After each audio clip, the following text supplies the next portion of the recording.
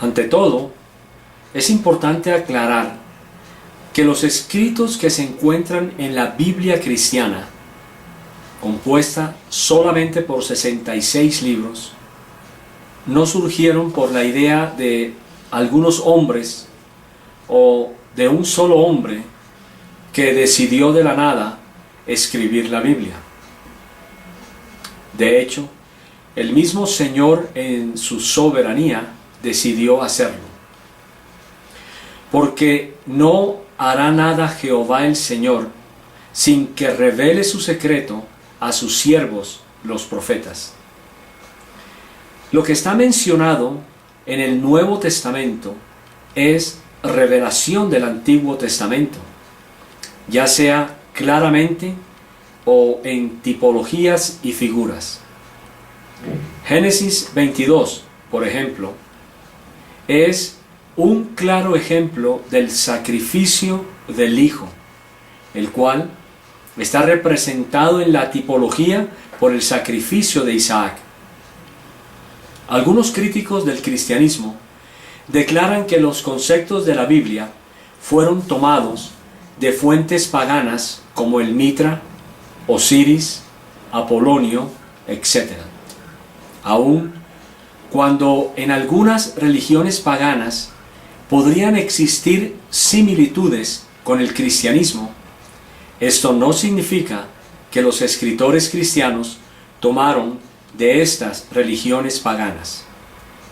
Es como comparar las similitudes que existen entre el comunismo y la democracia, sin pretender afirmar que una se copió de la otra.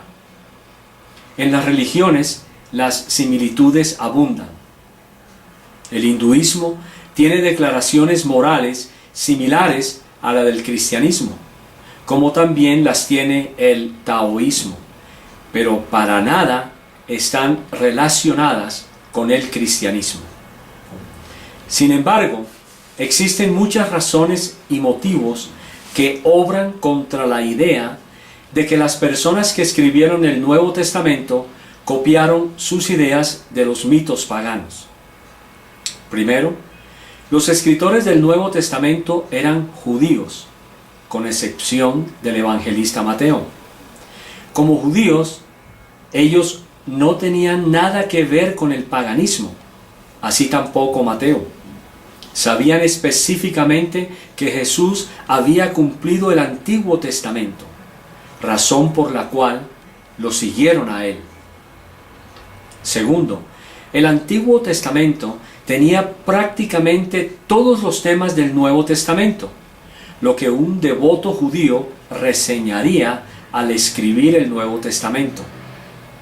Tercero, no existe prueba tangible o evidencia que afirme que todos los escritores tomaron prestado de fuentes paganas y las incorporaron al Nuevo Testamento. Es decisión de esos críticos aportar evidencia razonable para esto, si quieren sostener su punto de vista. El decir que esto simplemente sucedió no significa nada. Cuarto, ¿y qué si existieran algunas similitudes? ¿Qué prueba esto? Si dos escritores en la misma ciudad escriben artículos similares acerca de algún presidente de cualquier nación, ¿significa esto que uno de ellos copió los conceptos del otro? No. Las similitudes suceden todo el tiempo cuando se tratan temas similares. Además, tiene sentido que los temas comunes estuvieran sucediendo al mismo tiempo en la historia cuando todas las naciones servían y sirven a muchos dioses diferentes. Sin duda, se presentarían algunas similitudes, pero esto no necesariamente significa que una tomó prestada de la otra. Finalmente, existe otra posibilidad que vale la pena examinar. Los conceptos de redención, encarnación, resurrección, etc., están profetizados en el Antiguo Testamento, y estos documentos estuvieron circulando por cientos de años. Es muy probable que si alguien tomó prestado o se copió, fueran los paganos, los cuales incorporaron en sus escritos conceptos del Antiguo Testamento. Como se mencionó anteriormente, estos documentos existían antes que muchos de estos mitos paganos. Sin embargo, a continuación se presenta un cuadro que ejemplifica muchos de los temas que fueron revelados en el Antiguo Testamento y cumplidos en el Nuevo. Es fácil ver que no había necesidad que los cristianos tomaran prestado de fuentes diferentes a la del Antiguo Testamento. Por eso la Escritura dice claramente: escudriñad las Escrituras, porque a vosotros os parece que en ellas tenéis la vida eterna, y ellas son las que dan testimonio de mí.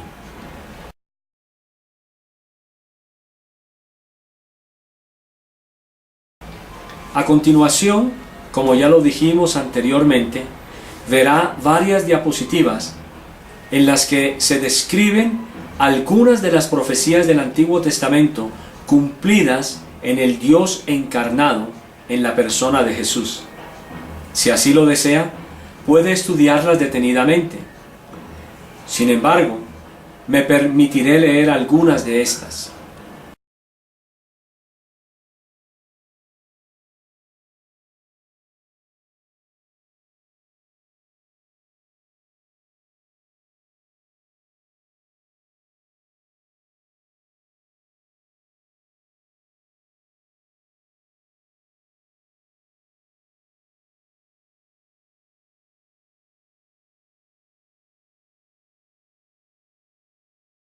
Cuando leemos Génesis 1, notaremos que es Dios el creador de todas las cosas, y que el Espíritu Santo está también presente en la misma creación. En el principio creó Dios los cielos y la tierra, y el Espíritu de Dios se movía sobre la faz de las aguas. Y dijo Dios: sea la luz, y fue la luz. E hizo Dios la expansión. Después dijo Dios: produzca la tierra hierba verde, hierba que dé semilla, árbol de fruto que dé fruto según su género, que su semilla esté en él, sobre la tierra. Y fue así. E hizo Dios las dos grandes lumbreras, y creó Dios los grandes monstruos marinos. E hizo Dios animales de la tierra según su género, y ganado según su género, y todo animal que se arrastra sobre la tierra según su especie. Y creó Dios al hombre a su imagen, a imagen de Dios lo creó, varón y hembra los creó. Y vio Dios todo lo que había hecho, y he aquí que era bueno en gran manera, y fue la tarde y la mañana el día sexto. Ahora bien, note lo siguiente: cuando miramos los pasajes paralelos en el Nuevo Testamento, escuchemos quién es el creador de todas las cosas. En el principio era el Verbo, y el Verbo era con Dios, y el Verbo era Dios. Este era en el principio con Dios. Todas las cosas por Él, o sea, por el Verbo, fueron hechas, y sin Él, nada de lo que ha sido hecho fue hecho. Más adelante, y en el mismo pasaje, pero en el versículo 14, y hablando del Verbo, dice este versículo: y aquel Verbo fue hecho carne, y habitó entre nosotros, y vimos su gloria, gloria como del unigénito del Padre, lleno de gracia y de verdad.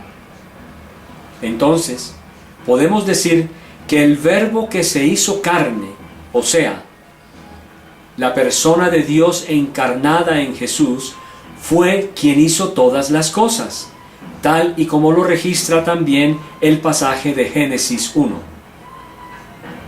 Colosenses 1:16 no solo afirma quién es el creador de todas las cosas, afirma también en quién fueron hechas todas las cosas, porque en Él fueron creadas todas las cosas, las que hay en los cielos y las que hay en la tierra, visibles e invisibles, sean tronos, sean dominios, sean principados, sean potestades.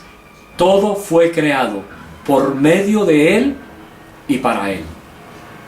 Y es que en Él, se está refiriendo a Cristo en el contexto de todo el capítulo. Hebreos también afirma lo siguiente: Dios, habiendo hablado muchas veces y de muchas maneras en otro tiempo a los padres por los profetas, en estos postreros días nos ha hablado por el Hijo, a quien constituyó heredero de todo y por quien asimismo hizo el universo, el cual, siendo el resplandor de su gloria y la imagen misma de su sustancia, y quien sustenta todas las cosas con la palabra de su poder, habiendo efectuado la purificación de nuestros pecados por medio de sí mismo, o sea, por medio de Cristo, se sentó a la diestra de la majestad en las alturas. De acuerdo al anterior pasaje, Cristo es el sustentador de todas las cosas. Por lo tanto, no solo es el resplandor de la gloria de Dios el Padre, es también divino como lo es Dios mismo. Le invito a que estudie todos los pasajes bíblicos que incluimos en la tabla y que sea el Espíritu Santo quien le muestre a usted quién es realmente Jesús